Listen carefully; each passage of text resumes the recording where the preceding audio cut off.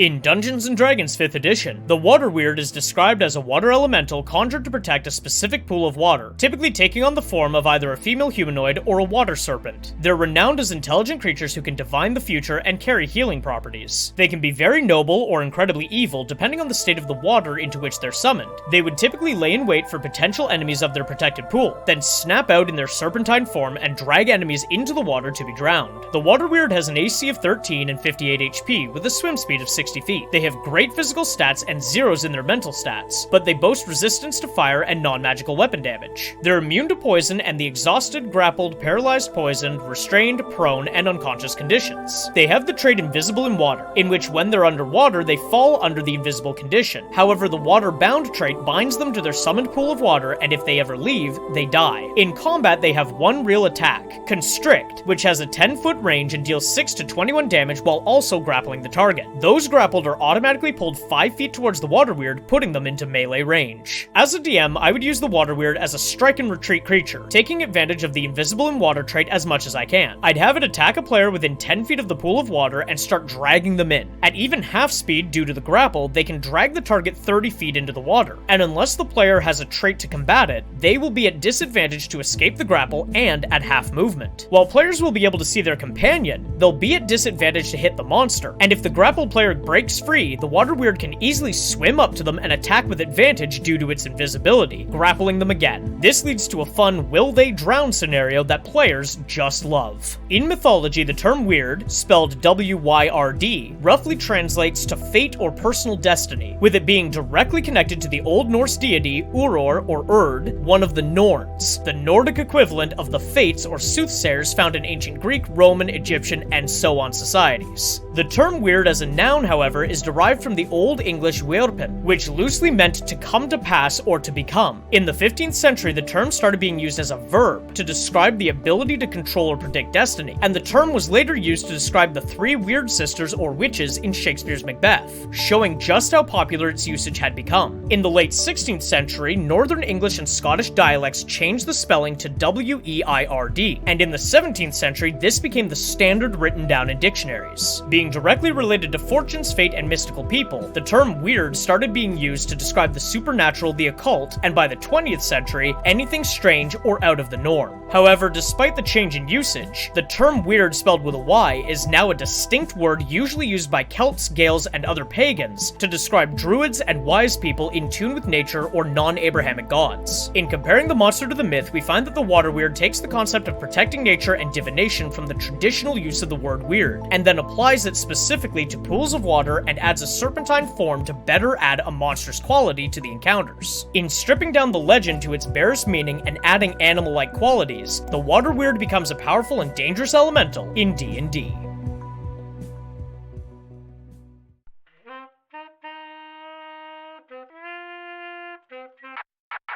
If you enjoyed that video, please leave a like and comment below, and consider subscribing to the channel. You can also join the Patreon for $1 a month to access videos days before they're posted here, as well as other exclusive stuff like short stories, videos, and more.